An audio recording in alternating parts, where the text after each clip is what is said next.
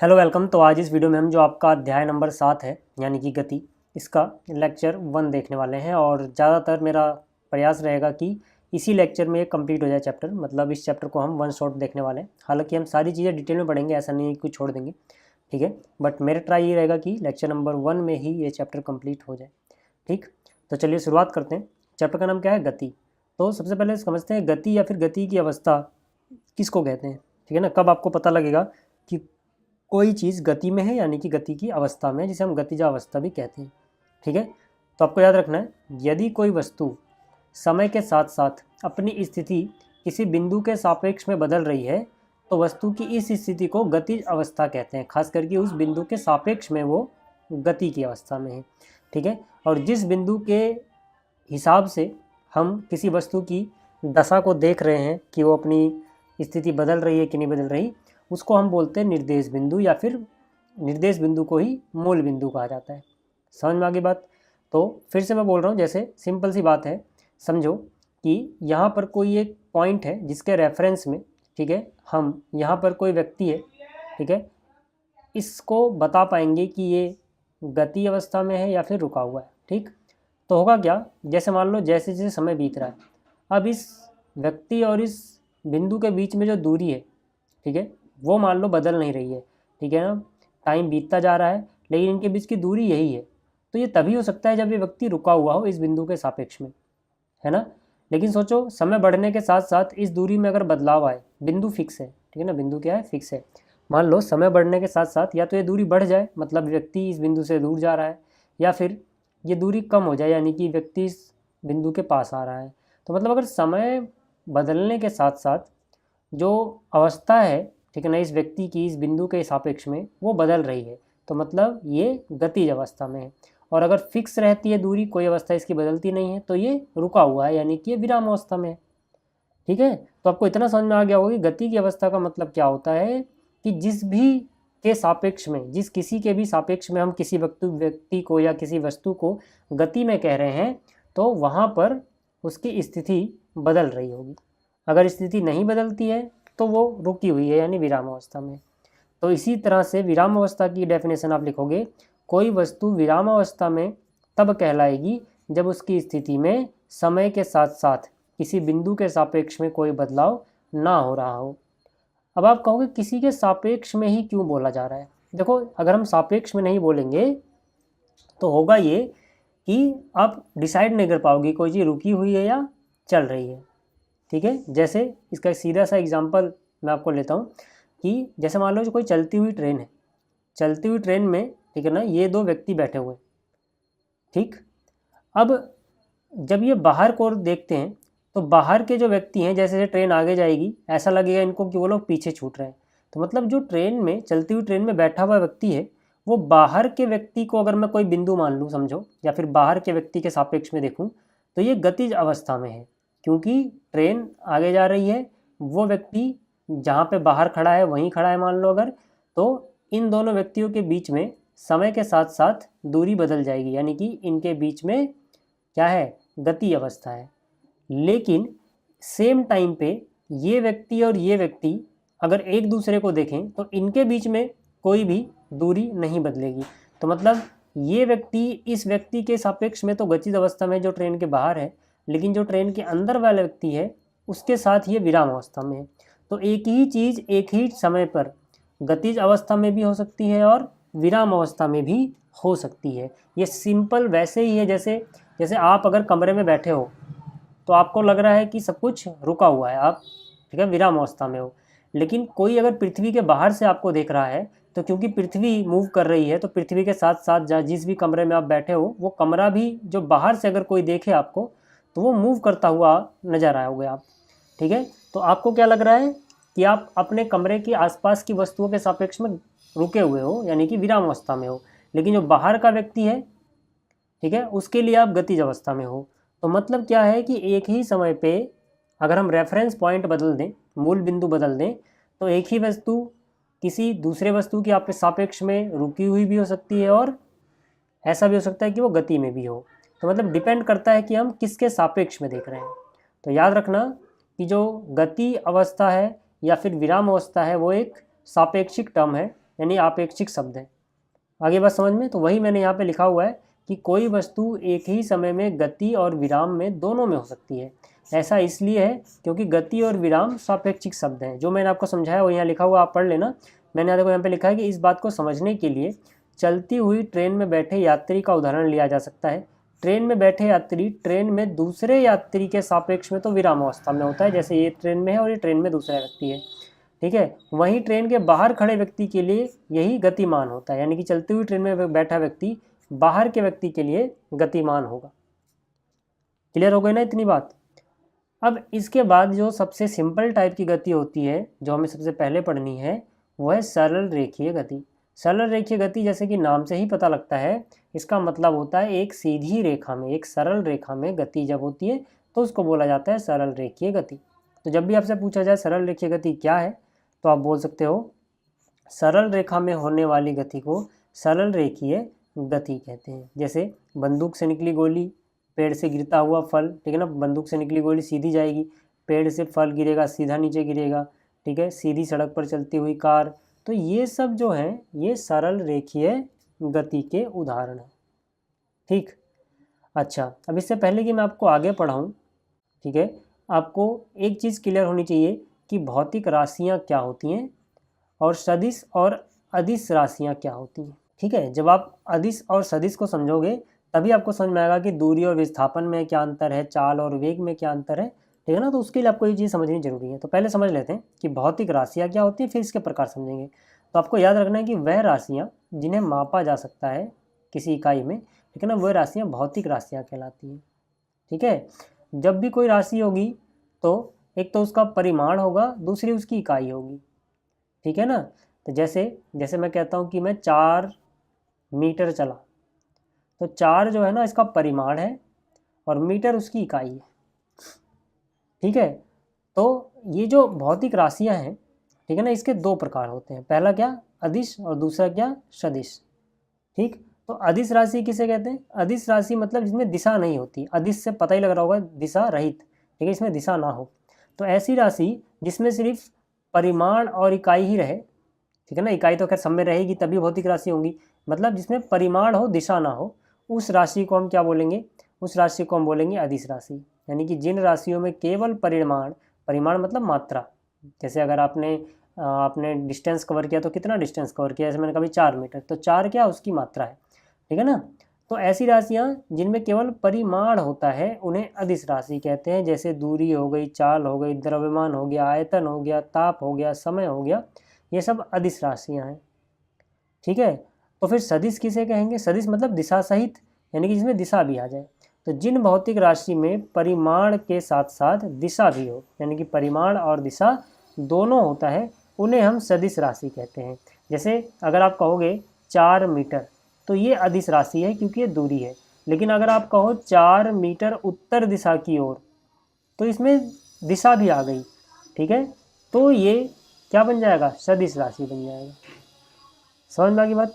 तो मतलब जब दिशा भी लग जाए परिमाण के साथ साथ तो राशि सदिश राशि होती है। सदिश राशियों के उदाहरण हो गए विस्थापन, वेग, त्वरण, बल, ठीक है। अभी सबसे पहले दूरी और विस्थापन को हम समझते हैं ताकि आपको थोड़ा और अच्छे से क्लियर हो कि अदिश और सदिश राशियाँ क्या होती हैं। तो बात करते हैं दूरी और विस्थापन की, ठीक है। तो देखो यार, दूरी का मतलब क्या होता है कि किन्हीं 2 बिंदुओं के बीच के वास्तविक पथ का माप उसकी दूरी कहलाता है, ठीक है। और जो दूरी होती है एक अदिश राशि होती है। दूरी का ऐसा ही मात्रक जो होता है वो मीटर होता है। मैं समझाता हूँ क्या कहना चाहता हूँ मैं। मतलब मान लो कोई बिंदु ए है यहाँ पे और कोई बिंदु बी है। अब आपको ए से बी पे जाना था, ठीक है, और आप इस तरह से घूम के गए हो। आप सीधा सीधा नहीं गए, आप ऐसे घूम के गए हो। तो जो आपने रास्ता तय किया ना, इस रास्ते की लंबाई दूरी कहलाएगी, ठीक है। लेकिन जो विस्थापन होगा, अब विस्थापन का क्या मतलब होगा कि किसी वस्तु द्वारा अपनी आरंभिक स्थिति व अंतिम स्थिति के मध्य की सबसे कम दूरी जो होती है उसको विस्थापन कहते हैं। मतलब आरंभ यहाँ से किया था, ख़त्म यहाँ पे किया, तो ये आरंभिक स्थिति हो गई या प्रारंभिक स्थिति हो गई, और ये अंतिम स्थिति हो गई। प्रारंभिक स्थिति और अंतिम स्थिति के बीच में सबसे कम दूरी, यानी कि डायरेक्ट सीधा सीधा चले जाओ, तो इस दूरी को विस्थापन बोलेंगे। अब विस्थापन में हमेशा एक दिशा छुपी हुई है कि आपको इधर उधर नहीं मुड़ना है, बल्कि आरंभिक से अंतिम की तरफ ही दिशा करनी है। मतलब दिशा का मतलब सिर्फ नॉर्थ साउथ ईस्ट वेस्ट या उत्तर दक्षिण पूर्व पश्चिम नहीं होता है। दिशा का मतलब यहाँ ये भी है कि आप आरंभिक स्थिति से हमेशा अंतिम स्थिति की तरफ ही देख रहे हो जब आप विस्थापन की बात कर रहे हो। तो इसमें एक दिशा है, शुरुआत से अंतिम की तरफ ही देखना है, तो इसमें दिशा है, इसलिए इसको विस्थापन बोलेंगे। ठीक है, विस्थापन जो होती है सबसे कम दूरी होती है दो बिंदुओं के बीच की। अब देखो, जाने को आप यहाँ से भी जा सकते थे, तो ये भी क्या होगी, दूरी। तो जाने को आप यहाँ से घूम के यहाँ जाओ, यहाँ टहलो घूमो टहलो घूमो टहलो फिर यहाँ पे आओ। तो मतलब जो दूरी होती है वो डिपेंड करती है आपने किस रास्ते को चुना है। दो बिंदुओं के बीच की दूरी अलग अलग हो सकती है, ठीक है ना, डिपेंड कर रहा है आप कैसे गए हो। ठीक है, आप यहाँ से गए हो दूरी थोड़ी कम है, यहाँ से गए हो थोड़ी ज़्यादा है, यहाँ से गए हो बहुत ज़्यादा है, लेकिन विस्थापन एक ही होगा। शुरुआत से लेके अंत की तरफ विस्थापन क्या होगा, एक ही होगा, और इसकी दिशा निहित होगी कि शुरुआत से अंतिम की तरफ आपको जाना है। अब क्योंकि इसमें दिशा भी आ गई तो इसको हम बोलेंगे कि एक सदिश राशि है। तो विस्थापन जो होता है एक सदिश राशि है। आगे बात समझ में। अब एक बात याद रखना कि क्या दूरी और विस्थापन कभी बराबर हो सकते हैं? बिल्कुल हो सकते हैं। मतलब कि आपको ए से बी पे जाना था, पॉइंट ए से पॉइंट बी पे, ठीक है, और आप सीधा सीधा ही चले गए, तो इस केस में दूरी भी यही है और विस्थापन भी यही है। ठीक है, यानी हर केस में जो दूरी होगी वो या तो बड़ी होगी विस्थापन से, जैसे कि आप कहीं से घूम के गए हो तो आपको ज़्यादा दूरी तय करनी पड़ेगी। ठीक है, या मैक्स टू मैक्स क्या हो सकता है कि जो दूरी और विस्थापन है वो बराबर हो जाए। कभी भी विस्थापन दूरी से बड़ा नहीं होगा, विस्थापन दूरी से बड़ा कभी भी नहीं होता है, हमेशा दूरी ही बड़ी रहती है, या मैक्स टू मैक्स बराबर हो सकती है विस्थापन के। समझ में आ गई बात? ठीक, तो याद रखना कि जो विस्थापन है यह धनात्मक हो सकता है, ऋणात्मक भी हो सकता है, शून्य भी हो सकता है। ठीक है, आप कहोगे कि भाई ये ऋणात्मक कैसे होता है? ऋणात्मक मतलब जैसे आपने कोऑर्डिनेट सिस्टम सेट किया है, ठीक है, तो आप मान लो पॉजिटिव एक्स की तरफ जो, ठीक है ना, चल रहे हो उसको आप प्लस से दर्शाते हो। अगर आप नेगेटिव एक्स की तरफ चलोगे तो उसको नेगेटिव माइनस से दर्शाओगे। तो विस्थापन को आप नेगेटिव से भी दर्शा सकते हो, लेकिन दूरी नेगेटिव नहीं होती है, याद रखना। ठीक है, अच्छा, अब एक क्वेश्चन आता है कि दूरी और विस्थापन में अंतर बता दो, कि दूरी यानी कि डिस्टेंस और विस्थापन यानी डिस्प्लेसमेंट में क्या अंतर होता है। ये बहुत इंपॉर्टेंट क्वेश्चन है, कई बार पूछा गया है, तो इसको अच्छे से, ठीक है ना, तैयार कर लेना, समझ लो पहले। एक बार समझ में आ गया फिर तो आप लिख लोगे। तो जैसे कि मैंने बताया, दूरी का मतलब क्या है, किन्हीं दो बिंदुओं के बीच में जो वास्तविक पथ होता है जहाँ से आप चल के गए हो उसकी माप उनकी दूरी कहलाता है। जबकि विस्थापन का मतलब होता है किसी वस्तु द्वारा अपनी प्रारंभिक स्थिति व अंतिम स्थिति के मध्य की जो सबसे कम दूरी होती है उसको हम विस्थापन कहते हैं। ठीक है, दूरी जो होती है वो एक अदिश राशि है, इसमें डायरेक्शन फिक्स नहीं होती, आप कैसे भी जाओ। जबकि विस्थापन जो है वो एक सदिश राशि होती है। दूरी कभी ऋणात्मक नहीं हो सकती, याद रखना। जबकि विस्थापन जो होता है वो धनात्मक, ऋणात्मक, शून्य कुछ भी हो सकता है। ठीक है, शून्य कैसे हो सकता है? जहाँ से आप चले थे घूम फिर के वहीं आ जाओ, जहाँ से आप चले थे घूम फिर के वहीं आ जाओ, तो विस्थापन शून्य हो गया। ठीक है, अगला पॉइंट क्या है कि दूरी विस्थापन के बराबर या अधिक हो सकती है। मतलब कि दूरी या तो विस्थापन से अधिक ही रहेगी या फिर बराबर हो सकती है। दूरी विस्थापन से छोटी तो नहीं होगी कभी भी। ठीक है, और जो विस्थापन होता है कभी भी दूरी से अधिक नहीं हो सकता, दूरी ही अधिक रहेगी या बराबर होगी बस।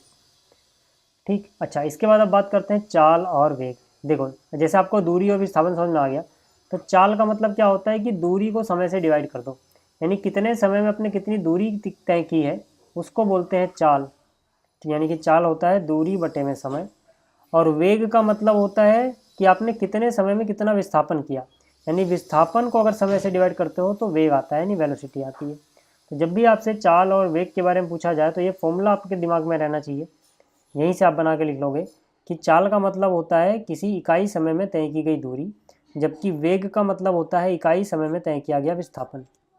ठीक, इसकी डेफिनेशन आप लिखोगे, किसी वस्तु द्वारा किसी भी दिशा में, क्योंकि इसमें दिशा फिक्स नहीं होती चाल में, किसी वस्तु द्वारा किसी भी दिशा में इकाई समय में चली गई दूरी को चाल कहते हैं। चाल जो है वो एक अदिश राशि है, चाल का ये फॉर्मूला रहा। औसत चाल का मतलब होता है कितनी कुल मिला के दूरी तय करी और कुल मिला के कितना समय लिया। तो जब कुल दूरी और कुल समय आ जाए तब समझ वो वहाँ पे जो चाल है वो एवरेज स्पीड यानी कि औसत चाल बन जाती है। वेग का मतलब जैसे कि आपको लिखने को आ जाए डेफिनेशन तो आप लिखोगे एक निश्चित दिशा में चाल को वेग कहते हैं। यानी जब चाल एक निश्चित दिशा में हो, क्योंकि यहाँ पे विस्थापन की बात की जा रही है तो विस्थापन तो एक निश्चित दिशा में होगा। तो जब चाल एक निश्चित दिशा में हो तो वहाँ पर जो विस्थापन डिवाइड बाई समय आएगा वो एक सदिश राशि होगा जिसे हम बोलेंगे वेग, वेलोसिटी। ठीक है, चलो अब एक क्वेश्चन करते हैं जो आपकी जो एनसीईआरटी है उसका उदाहरण 7.1 है कि एक वस्तु 16 मीटर की दूरी 4 सेकंड में और फिर 16 मीटर की दूरी 2 सेकंड में तय करती है। वस्तु की औसत चाल क्या है? औसत चाल के लिए मैंने आपको भी बताया कि जब भी आपको औसत चाल निकालनी है तो आपको कुल दूरी को जोड़ लेना है और कुल समय को जोड़ लेना है। ठीक है ना, जो कुल दूरी आई उसको ऊपर रखो, कुल समय को नीचे रखो, डिवाइड कर दो, आपको मिल जाएगा औसत चाल। तो जैसे कि यहाँ पर कुल दूरी देखो, मीटर में दूरी है 16 मीटर 16 मीटर, तो वस्तु द्वारा तय की गई जो कुल दूरी है वो 16 मीटर प्लस 16 मीटर यानी 32 मीटर है। तो 32 मीटर तो कुल दूरी हो गई। अगर मैं बात करूँ कुल लिए गए समय की, तो पहले 4 सेकंड का समय लगा, फिर 2 सेकंड का समय लगा, तो 4 सेकंड प्लस 2 सेकंड यानी लिया गया कुल समय जो हुआ वो हो गया 6 सेकंड। ठीक है, तो औसत चाल का फॉर्मूला लिखना, फॉर्मूले के नंबर होते हैं तय की गई दूरी डिवाइड बाई लिया गया समय। अब तय की गई कुल दूरी है 32 मीटर, 32 मीटर ऊपर लिख दो। तय किया गया लिया गया कुल समय है दूरी तय करने में 6 सेकंड, 32 को 6 से डिवाइड करोगे 5.33 लगभग, ठीक है, मीटर पर सेकंड ये चाल आ जाएगी आपकी। चाल क्या होगी? मीटर पर सेकंड, क्योंकि जो दूरी है उसको मीटर में नाप रहे हैं, नीचे क्या है समय, समय का ऐसा यूनिट सेकंड है तो मीटर पर सेकंड। अगर ये किलोमीटर में होती तो घंटे में होता तो किलोमीटर पर आवर आता। ठीक है, बट जो ऐसा यूनिट है वो मीटर पर सेकंड ही है, याद रखना। क्लियर हो गई बात ये? चलो, चाल और वेग में अंतर भी पूछा जाता है कि भैया चाल और वेग में अंतर बताइए। ठीक है ना, ये भी याद रखना, बहुत इंपॉर्टेंट क्वेश्चन है, इसको भी अच्छे से तैयार कर लेना। हालांकि समझ में आपको आ गया होगा, फिर भी एक बार मैं और बता दूं जल्दी जल्दी कि चाल और वेग में क्या अंतर है, किस तरह से लिखोगे, पॉइंट वाइज लिखना है। सही देखो, चाल मैंने जैसे कि आपको बताया किसी वस्तु द्वारा इकाई समय में तय की गई दूरी को चाल कहते हैं, जबकि जो वेग होता है वो किसी निश्चित दिशा में जो चाल होती है या निश्चित दिशा में इकाई समय में तय की गई दूरी जो होती है उसको वेग कहते हैं। चाल एक अदिश राशि है जबकि वेग एक सदिश राशि है। बहुत सिंपल मैंने पॉइंट रखे हैं जो आपके दिमाग में बैठ जाएंगे आराम से। चाल जो होती है उसका फॉर्मूला होता है दूरी बटे समय, जबकि जो वेग होता है इसका फॉर्मूला होता है विस्थापन बटे में समय। ठीक है, चाल वेग के बराबर हो सकती है या अधिक हो सकती है। ठीक है ना, यानी कि चाल वेग से अधिक भी हो सकती है, लेकिन वेग कभी भी चाल से अधिक नहीं हो सकता है। चाल कभी ऋणात्मक नहीं हो सकती, जबकि वेग जो होता है वो धनात्मक, ऋणात्मक, शून्य कुछ भी हो सकता है। क्लियर हो गई बात इतनी? चलिए, अब बात आती है कि एक समान गति और असमान गति। एक समान मतलब यूनिफॉर्म स्पीड और नॉन यूनिफॉर्म स्पीड किसे बोलते हैं? तो आपको याद रखना है कि यदि कोई वस्तु है और वो बराबर समय अंतराल में बराबर दूरी ही तय कर रही है तो वहाँ पर जो उसकी चाल होगी वो एक समान गति वाली कहलाएगी। हालांकि समय अंतराल बहुत बड़ा नहीं होना चाहिए। ठीक है, तो यहाँ पर जैसे मान लो कि दो वस्तुएं दी गई हैं, एक वस्तु का नाम है वस्तु ए और दूसरे का नाम है वस्तु बी। अभी बी को छोड़ो, ए पे फोकस करो। देखो यहाँ पर 9:30 बजे तक जो वस्तु ए के द्वारा तय की गई दूरी थी वो 10 मीटर थी। 9:45, देखो 9:30 से यानी 9:30 से 9:45 यानी 15 मिनट के गैप में, ठीक है, 15 मिनट के गैप में ये 10 पहले तय कर चुकी थी और अब 20 पे पहुंच गई, यानी 10 और चली। 15 मिनट में 10 मीटर और चली। फिर देखो 9:45 से 10 बज गए यानी 15 मिनट और हो गए, और ये 20 पहले चल चुकी है, 20 से 30 आ गए यानी 10 और चल ली। फिर ये 10 से 10 15 हुआ यानी 15 मीटर का मिनट का गैप आया, और 30 मीटर से 40 मीटर पे पहुंच गई यानी फिर से 10 का गैप आया। तो यहाँ पे देखोगे समय अंतराल 15 मिनट का है, और बराबर बराबर समय अंतराल में जो दूरी तय कर रही है वो भी 10 मीटर 10 मीटर 10 मीटर यानी बराबर बराबर दूरी तय हो रही है। तो यानी कि जो वस्तु ए है वो एक समान गति में चल रही है। एक समान गति का आप सिंपल मीनिंग समझ सकते हो कि अपनी स्पीड को ना तो बढ़ाना और ना ही घटाना, जो भी स्पीड है जो भी चाल है उसी में चलते रहना। यही चीज़ वेग में भी होगी, चाहे वेग हो चाहे चाल हो, एक समान गति का यही मतलब है कि बराबर बराबर समय अंतराल में जो दूरी तय हो रही है बराबर अगर, तो उसको एक समान चाल बोलेंगे, और अगर विस्थापन बराबर बराबर हो रहा है तो उसको एक समान वेग बोलेंगे। समझ में आ गया? लेकिन अगर मैं यही बात करूं वस्तु बी की, तो देखो 9:30 बजे तक मान लो ये 12 मीटर कवर कर चुकी थी। 9:45 यानी 15 मिनट बाद जब हमने इसको देखा तो 12 से 19 यानी 12 और 7 19, 7 मीटर कवर करी। फिर 15 मिनट बाद यानी 10 बजे, ठीक है, हमने देखा तो 19 से 23 यानी 4 मीटर ही करी। गैप तो 15 मीटर का मिनट का ही है, लेकिन दूरी देखो अलग अलग हो गई। तो यानी कि ये असमान चाल है, यानी कि वस्तु भी असमान चाल में चल रही है। तो आपको याद रखना है, यदि वस्तु समान समय अंतराल में असमान दूरी तय करती है तो उसकी गति को असमान गति कहते हैं। क्लियर हो गई इतनी बात? ठीक है, अब आगे बात करते हैं त्वरण की यानी एक्सीलरेशन की। ठीक है ना, इसको ए से डिनोट किया जाता है, याद रखना। तो याद रखना, किसी वस्तु के वेग में परिवर्तन की दर को त्वरण कहते हैं। यानी कि वस्तु कितनी तेजी से अपना वेग बदल रही है या अपनी स्पीड बदल रही है, ज़्यादातर हम यहाँ पे वेग और स्पीड को एक तरह से ट्रीट करेंगे, ठीक है, उसको हम क्या बोलते हैं, त्वरण। जैसे मान लो किसी चीज़ का वेग, ठीक है ना, जिस गति से वो चल रहा था, किसी चीज़ का वेग था मान लो 1 मीटर पर सेकेंड। मान लो आप बाइक चला रहे हो 1 मीटर पर सेकेंड, बहुत धीरे चल रहे हो, ठीक है, आपने एक्सीलेटर घुमाया और फिर आप 3 मीटर पर सेकेंड पे आ गए अगले सेकेंड, हर सेकंड की मैं यहाँ पे लिख रहा हूँ। फिर अगले सेकंड आप 5 मीटर पर सेकंड पे आ गए, आप एक्सीलेटर बढ़ाते जा रहे हो, फिर 7 मीटर पर सेकंड पे आ गए। तो यहाँ पर देखो, ठीक है ना, ये जो वेग है इसकी बात कर रहा हूँ, वेग है ये सारा, ये अभी त्वरण की बात नहीं है, अभी ये वेग है, ठीक है। अब अगर मैं इसमें त्वरण को ले आऊँ, यानी कि जो त्वरण है उसकी बात मैं यहाँ पे करूँ, तो त्वरण का मतलब है कि हर सेकंड कितना कितना आप वेग बढ़ा दे रहे हो या घटा दे रहे हो, ठीक है। जैसे 1 से 3 हो गया यानी 2 का वेग बढ़ गया, 3 से 5 हो गया 2 का वेग बढ़ गया, फिर 5 से 7 हुआ 2 का वेग बढ़ गया, यानी कि यहाँ पे आप 2 मीटर पर सेकंड स्क्वायर का त्वरण यहाँ पे आप लेकर चल रहे हो। तो त्वरण मतलब समझ में आया कि जो वेग है उसमें कितना परिवर्तन आ रहा है समय के साथ साथ, ठीक है ना। तो ये तो खैर समझाने के लिए था, सिंपल फॉर्मूला ये है कि वेग में कितना परिवर्तन है और कितना समय लिया गया है, वही उसका त्वरण कहलाएगा, ठीक है। जैसे मान लो कोई चीज़ 2 मीटर पर सेकंड की, ठीक है ना, प्रारंभिक गति से या प्रारंभिक वेग जिसे हम यू बोलेंगे, इससे चल रही है, ठीक है। टाइम लिया मान लो 5 सेकंड, 5 सेकंड बाद जो फाइनल वेग हो गया, यानी कि अंतिम गति या अंतिम वेग जो हुआ, ठीक है, वो मान लो हो गया, ठीक है, कितना ले लेते हैं, चलो 17 मीटर पर सेकंड। तो यहाँ पे वेग कैसे निकालोगे, वेग कैसे, त्वरण है यानी कि, ठीक है, तो यहाँ पे त्वरण कैसे निकालोगे, त्वरण यानी कि ए बराबर क्या होगा, वेग में परिवर्तन। वेग में परिवर्तन मतलब फाइनल गति कितनी हो गई है, माइनस कर दो शुरुआत में कितनी थी, डिवाइड बाई कर दो टाइम कितना लिया। ये फॉर्मूला होता है जो यहाँ पर भी लिखा हुआ है, ठीक है, कि यदि एक वस्तु वेग प्रारंभिक वेग u से t समय में बदलकर v हो जाता है, यानी प्रारंभिक वेग अगर किसी चीज़ का u था और t समय बाद वो v हो जाता है, तो त्वरण कैसे निकालोगे, अंतिम वेग माइनस प्रारंभिक वेग डिवाइड बाई t। तो जैसे यहाँ पे अंतिम वेग यानी फाइनल स्पीड कितनी है आपकी, या फाइनल गति वेग कितना है 17, प्रारंभिक में आप किस गति पे थे 2, तो 17 में से 2 घटा दो, कितना टाइम लिया आपने 5, तो 17 में से 2 यानी 15 का चेंज आया डी 5 सेकंड में। तो पर सेकंड में 5 गुणा 5, 5 तिया 15, ठीक है, यानी कि 3 मीटर पर सेकंड स्क्वायर, ये हो जाएगा त्वरण, ठीक है। तो त्वरण का सिंपल सा फॉर्मूला है भैया, फाइनल स्पीड कितनी हो गई, शुरुआत में कितनी थी, माइनस करो, डिवाइड बाई कितना टाइम में यह हुआ है, लिख दो नीचे टाइम, ठीक है। चलिए अब जरा ग्राफ की बात कर लेते हैं, गति का ग्राफीय प्रदर्शन, क्योंकि ये भी बहुत इंपॉर्टेंट है। तो सबसे पहले हमें पढ़ना है दूरी समय ग्राफ।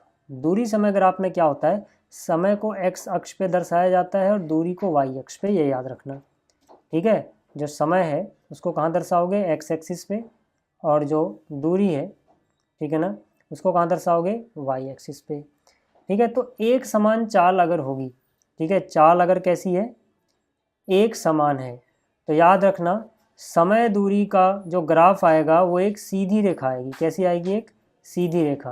अब ये सीधी रेखा हो सकता है इस तरह से सीधी हो सकता है इस तरह से सीधी हो, मतलब झुकाव कम या ज़्यादा हो सकता है, बट ये होगी सीधी रेखा ही, ठीक है। अब सीधी रेखा होने से ये एक समान चाल कैसे हुई, अगर आपको ये समझना है ताकि आपको रटना ना पड़े, तो वो मैं आपको समझा देता हूँ।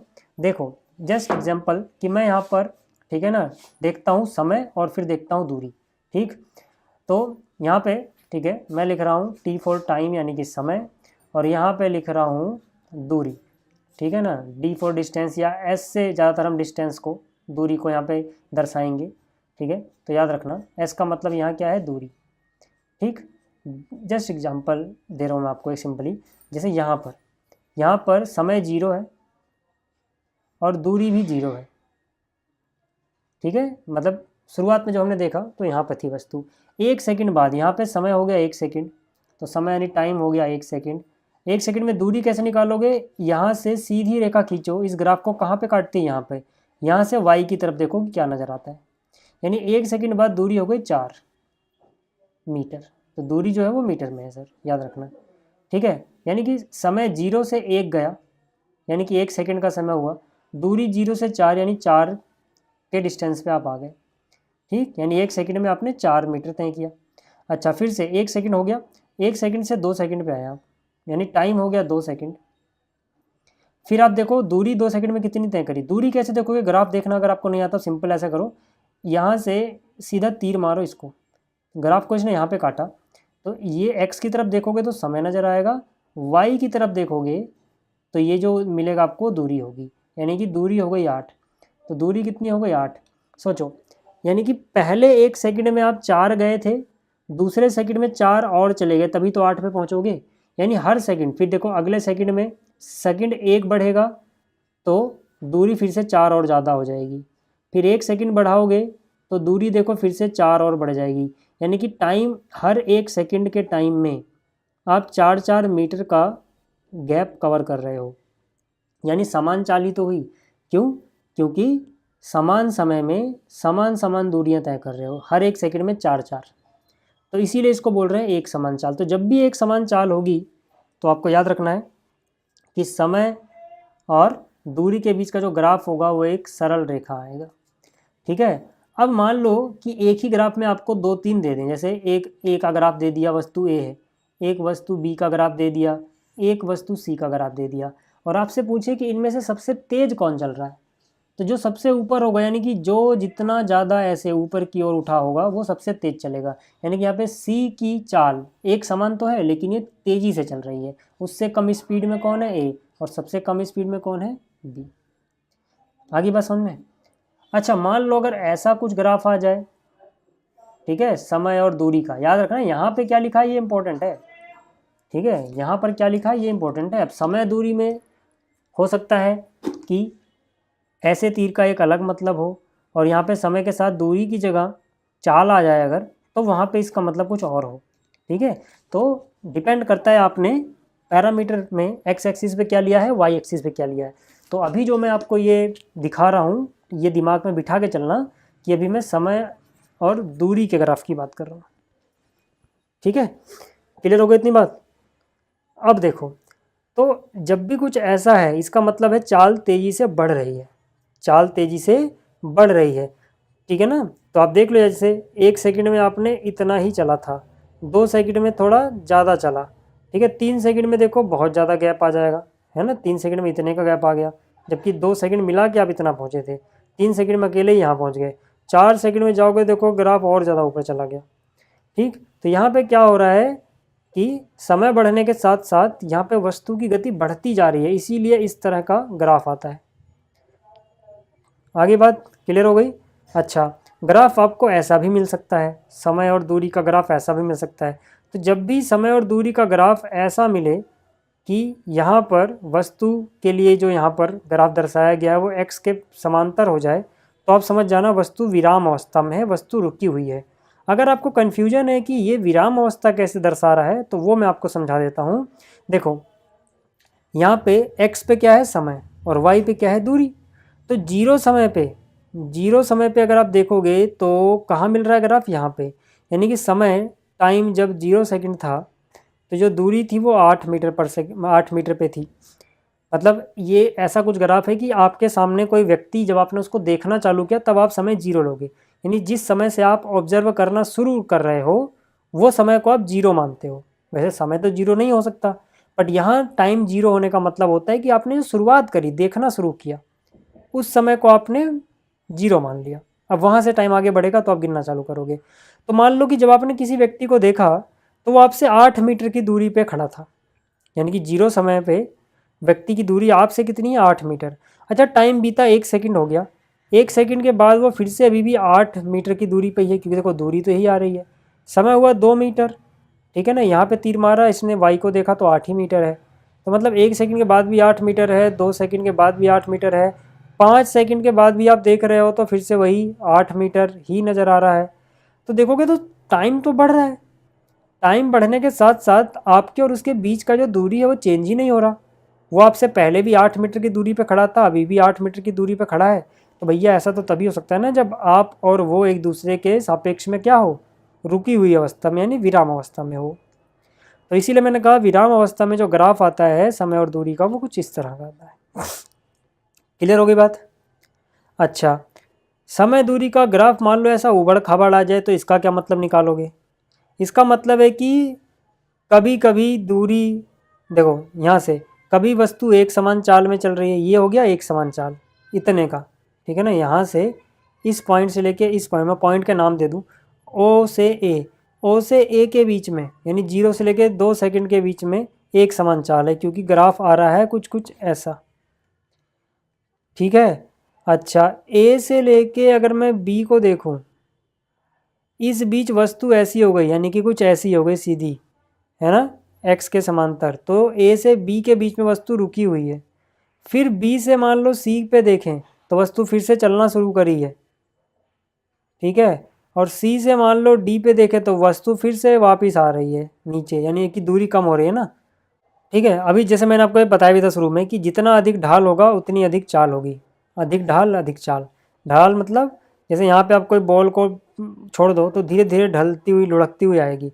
यहाँ पे कोई बॉल छोड़ोगे तेज़ी से आएगी, यहाँ पे कोई बॉल छोड़ोगे और तेज़ी से आएगी, क्योंकि यहाँ पे ढलान ज़्यादा है। तो जिस ग्राफ की ढलान ज़्यादा होगी, स्लोप ज़्यादा होगा, उसकी चाल ज़्यादा होगी अगर समय और दूरी के बारे में ग्राफ है तो कभी कभी आपसे ना ऐसा कुछ दे देते हैं और कहते हैं कि भैया वस्तु ए और बी और सी में चाल सबसे अधिक किसकी है, या फिर इनको बढ़ते हुए या घटते हुए चाल के, ठीक है ना, हिसाब से लगा दो। तो आपको याद रखना है यहाँ पर वस्तु सी की चाल सबसे ज़्यादा है, बी की उससे कम है और ए की सबसे कम है। क्लियर हो गई बात? ठीक है। अच्छा, तो ये अब बात करते हैं वेग समय ग्राफ की। मतलब अभी क्या था कि यहाँ पे समय था और दूरी थी। देखो यहाँ पे दूरी या विस्थापन कुछ भी हो एक जैसा ही होगा, ठीक है। दूरी विस्थापन, ठीक है ना, एक जैसा ट्रीट करो अभी। लेकिन अब हम बात कर रहे हैं समय एक्स पे होगा लेकिन वेग दूसरी तरफ हो। तो जब यहाँ पे वेग आएगा तब इसका मतलब अगर सीधी लाइन है तो ये रुकी हुई नहीं है। जैसे यहाँ पर देखोगे तो अगर ये दूरी थी तो ये रुकी हुई है, क्यों? क्योंकि 0 सेकंड में 8 मीटर की दूरी, 1 सेकंड में भी 8 मीटर की दूरी, 2 सेकंड में भी 8 मीटर की दूरी, तो दूरी सेम रह रही है, तो मतलब ये रुकी हुई थी। लेकिन यहाँ पे क्या मतलब होगा कि आप यहाँ पे टाइम दिखाओगे, यहाँ पे वेग, वी फॉर वेग, वेलोसिटी यानी वेग, ठीक है।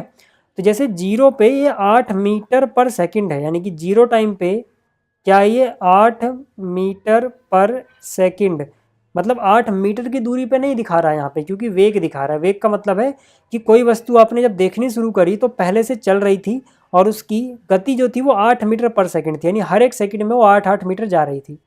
फिर आपने 1 सेकंड बाद देखा तो 1 सेकंड के बाद फिर से वेग इतना ही है, यानी टाइम हो गया 1 सेकंड, वेग अभी भी 8 मीटर पर सेकंड है, वेग अभी भी, ठीक है, 8 मीटर पर सेकंड है। 2 सेकंड बाद आपने देखा तो वेग फिर से 8 मीटर, ये याद रखना, मीटर पर सेकंड में है। तो ये मीटर पर सेकंड का मतलब है कि इतनी तेज़ी से वो चीज़ चल रही है, क्योंकि वेग है ना, तो रुकी हुई तो नहीं है, क्योंकि ये 8 मीटर की दूरी पे आपसे नहीं खड़ा है बल्कि 8 मीटर पर सेकंड के हिसाब से चल रहा है, ये मतलब है, क्योंकि ये वेग है। तो वस्तु रुकी हुई नहीं है, बस उसका वेग जो है वो एक जैसा है, बदल नहीं रहा। बस उसका जो वेग जैसा है, बस उसका जो वेग है वो ना तो घट रहा है ना बढ़ रहा है, 8 मीटर पर सेकंड के हिसाब से वो चल रहा है। तो मतलब वस्तु रुकी तो नहीं हुई। तो मतलब सिर्फ ये तीर देख के आप ये नहीं बोल सकते कि वस्तु रुकी हुई है या क्या है, आपको ये भी देखना पड़ेगा कि यहाँ पे और यहाँ पे आपने क्या दर्शा रखा है।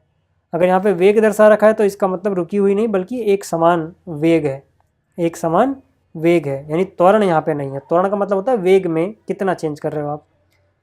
समझ में आ गया? क्लियर हो गई बात? तो याद रखना, वेग समय ग्राफ के ढलान से वस्तु का त्वरण पता लगता है, कितना ढलान है। अब यहाँ पे ढलान ही नहीं है, बिल्कुल फ्लैट है, तो मतलब यहाँ पे त्वरण 0 है। और वेग समय के अंतर्गत जो क्षेत्रफल होगा वस्तु का विस्थापन बताएगा। मतलब जैसे अगर मान लो आपने 3 सेकंड में आप देखना चाहते हो कि कितना दूरी तय करी और ग्राफ है वेग और समय का, तो दूरी के लिए आप ये जो रेक्टेंगल बन रहा है, चतुर्भुज जो भी बन रहा है, ठीक है ना, वैसे आयत बन रहा है, ठीक है, तो इसका क्षेत्रफल निकाल दो। क्षेत्रफल लंबाई गुणा चौड़ाई, यानी कि 3 हो गई लंबाई और 8 हो गई चौड़ाई, तो 8 3 24, यानी कि 24 मीटर ये विस्थापन हुआ होगा। तो वेग और समय का जो ग्राफ होता है वो विस्थापन देता है। क्या देता है? विस्थापन। ऐसे भी कह सकते हो, इधर समय है यानी कि टी फॉर टाइम, इधर वेग है यानी कि वेलोसिटी या स्पीड। तो स्पीड गुणा में टाइम जो होता है वो क्या देता है? वो क्या देता है? डिस्प्लेसमेंट, यानी कि यहाँ पर जो विस्थापन है।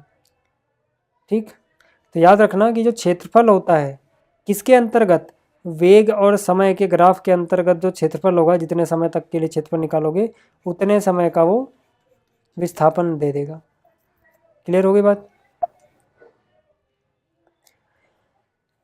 ठीक है, तो अभी जो मैंने आपको ये दिखाया था इसका मतलब समझ में आ गया कि अगर यहाँ पे वेग है, ठीक है, अगर यहाँ पे वेग है तो इसका मतलब ये नहीं है कि रुकी हुई है, बल्कि इसका मतलब है कि एक समान चाल या वेग।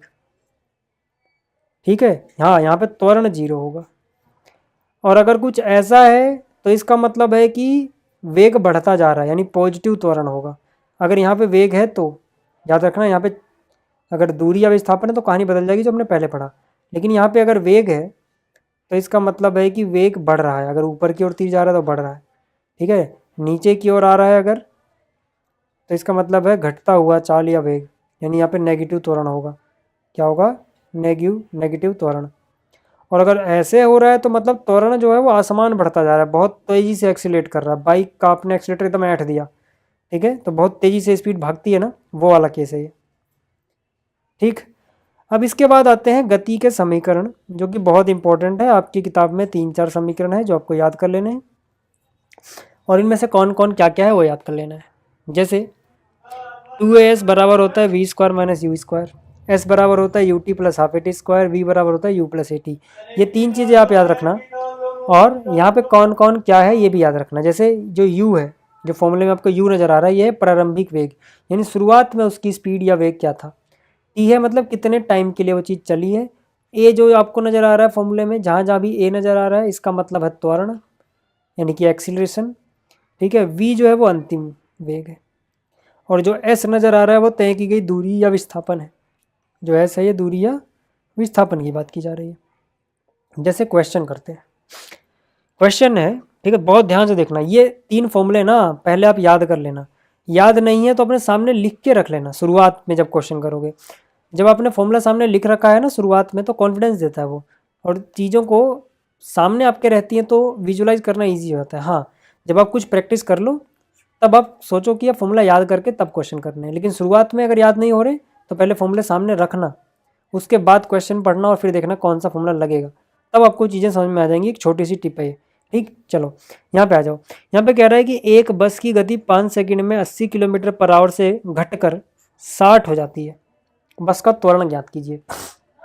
तो इतना समझ में आ गया कि क्या पूछा है, वो है त्वरण। तो त्वरण का मतलब हो गया ए, यानी हमसे ए पूछा है, तो हमें फॉर्मूला भी कुछ ऐसा लगाना पड़ेगा जिसके अंदर ए आता हो। पहली बात तो ये क्लियर हो गई, चलो ठीक है। दूसरी बात, यहाँ बोल रहा है कि बस की गति या वेग इतने से इतना हो जाता है। मैंने कहा शुरुआत वाले वेग को बोलते हैं u, फाइनल में जितना हो गया चाहे घट के चाहे बढ़ के उसको बोलते हैं v। तो इतनी बात क्लियर हो गई होगी कि u जो दिया गया है वो 80 किलोमीटर पर आवर है, और v जो दिया गया है वो 60 किलोमीटर पर आवर है।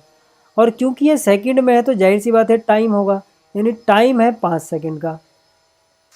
ठीक है, तो याद रखना अगर ये सेकंड में है तो या तो इनको भी आप सेकंड में बदलो या फिर इसको घंटे में बदल लो। तो मीटर पर सेकंड में बदलना आसान होता है।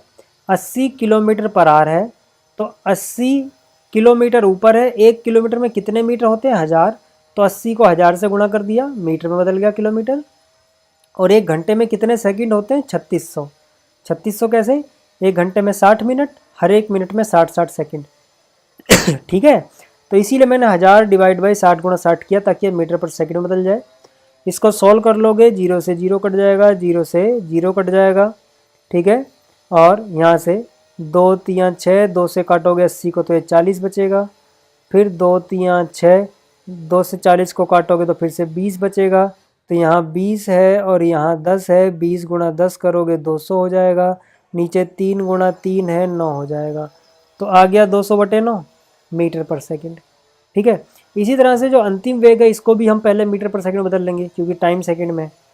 ठीक, तो यहाँ पे 60 किलोमीटर था, किलोमीटर में होते हैं 1000 मीटर, तो 60 गुणा मीटर, 60 गुणा 1000 करते हो गया मीटर। और नीचे आर यानी घंटा है, 1 घंटे में 60 गुणा 60 यानी 3600 सेकंड, तो बन गया सेकंड। इसको सॉल्व करोगे तो जाएगा 50/3। ठीक है, अब फॉर्मूला लगाना है हमें। फॉर्मूला हम कौन सा लगाएं, हमने ये 3 फॉर्मूले पढ़े हुए हैं।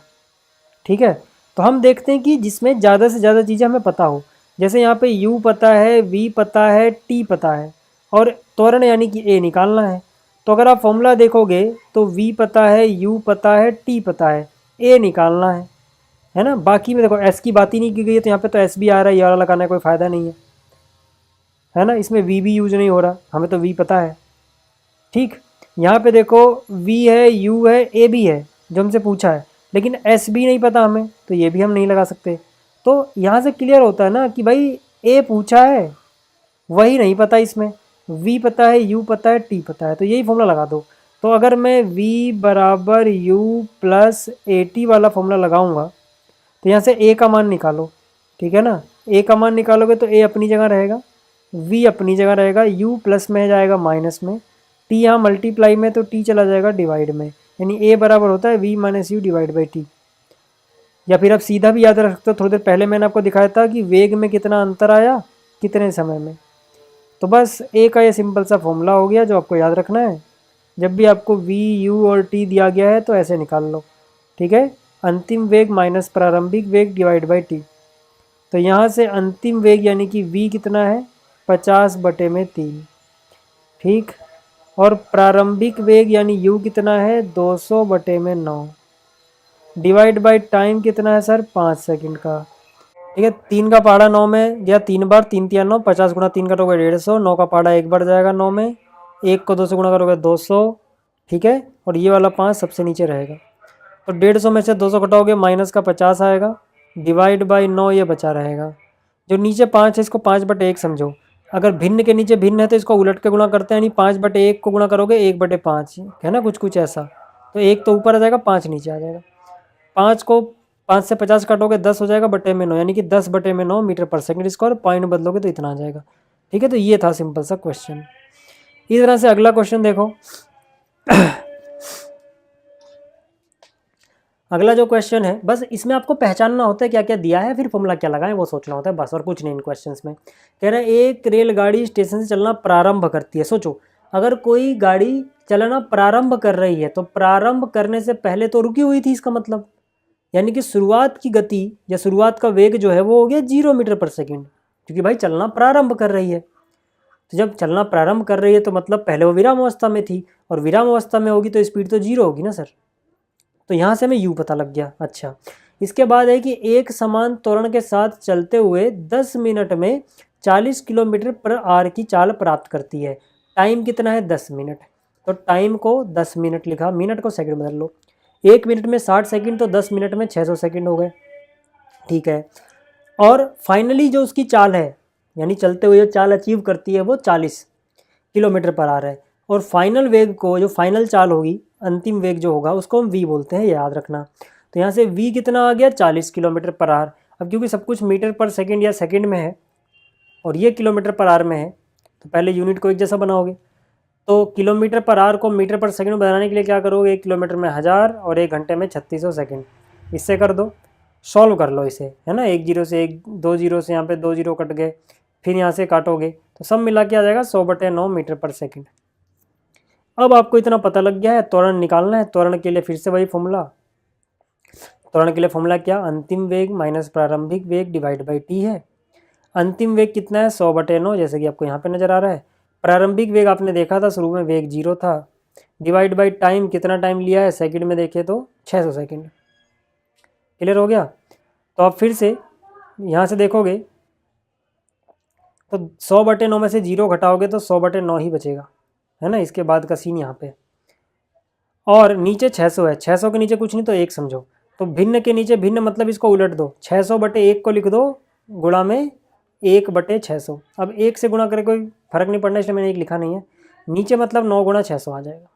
ये बात क्लियर हो गई। तो यहाँ से 100 एकम 100, 100 गुणा 6 600, तो ऊपर बच गया 1, नीचे आ गया 9 गुणा में 6 यानी कि 54, 1/54 मीटर पर सेकंड स्क्वायर। या तो ऐसे ही रहने दो, पॉइंट बदलना चाहो तो पॉइंट में इतना आ जाएगा।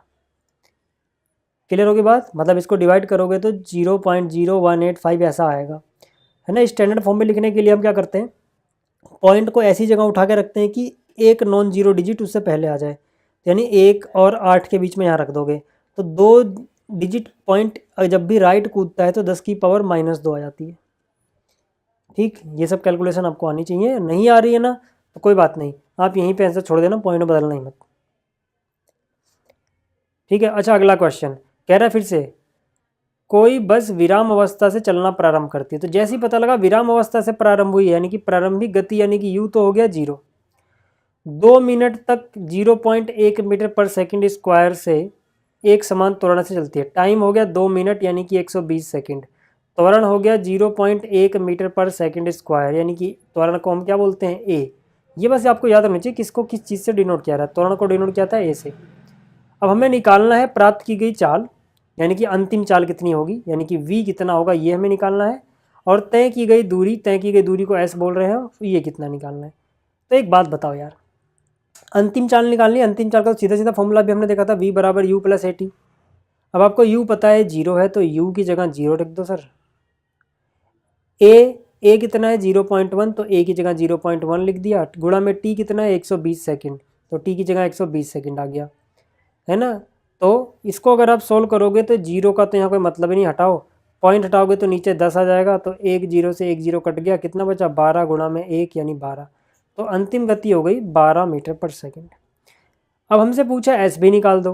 कोई भी फॉर्मूला लगाओ जिसमें एस आता हो और बाकी चीज़ें मैं पता हूँ। तो अगर मैं जैसे कि 3 फॉर्मूले आपको दिखाया था यहाँ पे, ठीक है, तो अगर मान लो मैं पहला वाला ही फॉर्मूला लगा दूँ तो यहाँ पे हमें एस निकालना है, ठीक है, ए पता है, वी पता है, यू पता है, और एस निकालना है, मतलब ये लगा दे तो हो जाएगा। ठीक है, तो ये फॉर्मूला जब मैंने यहाँ लगाया तो मैंने देखा कि यार मुझे एस निकालना था, तो V square minus U square तो अपने घर रहेंगे, इनको छेड़ो ही मत। 2a को डिवाइड में ले जाओ, इस तरफ बचा एस, मुझे एस निकालना है। अब वैल्यू रख दो, ठीक है ना, अब वैल्यू पुट कर दो। यहाँ पे v का मान कितना है सर, 12 आया, अभी हमने निकाला था, तो v की जगह आ गया 12, साथ में स्क्वायर था। u की जगह कितना होगा सर, u की जगह 0 होगा, तो ये 0 का स्क्वायर आ गया। नीचे 2 गुणा में एक्सेलरेशन यानी त्वरण, तो 2 गुणा में त्वरण कितना है 0.1 मीटर पर सेकंड स्क्वायर, ये आ गया। अब 12 का वर्ग आप जानते हैं 144 होता है, 0 का स्क्वायर तो कोई फर्क नहीं पड़ेगा, तो 2 गुणा में 0.1 यानी 0.2। इसको हटाओगे तो पॉइंट हटाते हैं तो एक 0 आ जाता है। 1440 को 2 से डिवाइड करोगे, 1440 का आधा हो जाएगा 720, यानी कि 720 मीटर की दूरी तय की होगी। क्लियर हो गई बात। इस तरह से देखो कुछ क्वेश्चन और हैं जो मैंने सॉल्व कर दिए हैं, यहाँ से आप समझ लेना, जैसे ये मैंने आपको कराए हैं, ठीक है, बिल्कुल वैसे ही है, सॉल्यूशन इनका दिया हुआ है, ठीक है, बहुत अच्छे से। तो ये सब चीज़ें, ठीक है ना, आप ट्राई करना कि आपको ये चीज़ें समझ में आ जाए। चलिए अब बात करते हैं एक समान वृत्तीय गति की। एक समान वृत्तीय गति का मतलब होता है कि जब कोई वस्तु, ठीक है ना, वृत्ताकार पथ पर, ठीक है, चल रही है एक समान चाल से। ठीक, तो याद रखना कि जब एक वस्तु वृत्तीय रास्ते पर एक समान चाल से चलती है तो उसकी गति को एक समान वृत्तीय गति कहा जाता है। तो यहाँ पे देखोगे जो इसका फॉर्मूला होगा वो क्या होगा, देखो अभी हमने देखा था कि जो चाल होती है वो दूरी बटे समय होता है। तो यहाँ पर मान लो कि t समय में ये एक चक्कर लगाता है, t समय में एक चक्कर कंप्लीट हो जाता है, तो समय हुआ t, और एक चक्कर में दूरी कितनी होगी, जितनी इसकी परिधि होगी। परिधि अगर इसकी मान लो रेडियस r है तो परिधि का फॉर्मूला होता है 2πr, यानी एक चक्कर में दूरी कितनी है 2πr और लिया गया समय कितना है t, तो 2πr डिवाइड बाई t जो होगी वो इसकी चाल हो जाएगी। ठीक है, एक समान वृत्तीय चाल। क्लियर हो गया। अब वृत्तीय गति के कुछ उदाहरण हो सकते हैं, जैसे वृत्तीय ट्रैक पर कार रेसिंग करना, पृथ्वी की परिक्रमा करना, है ना, सूर्य का घूमना, पृथ्वी का सूरज के चारों ओर घूमना, ठीक है, पृथ्वी का घूर्णन, ये सब हो गए। ठीक है, ये सब हो गए। तो इस चैप्टर में इतना ही है, आपका ये चैप्टर कंप्लीट हो गया है। ठीक है ना, जो भी इस चैप्टर में था वो मैंने सब आपको पढ़ा दिया है। उम्मीद है आपको चीज़ समझ में आ गई होंगी। PDF मैं दे दूंगा साथ में, आप वहाँ से देख लें और अच्छे से पढ़ लेना, आपका ये चैप्टर बहुत अच्छे से तैयार हो जाएगा। तो इस वीडियो में इतना ही, थैंक यू।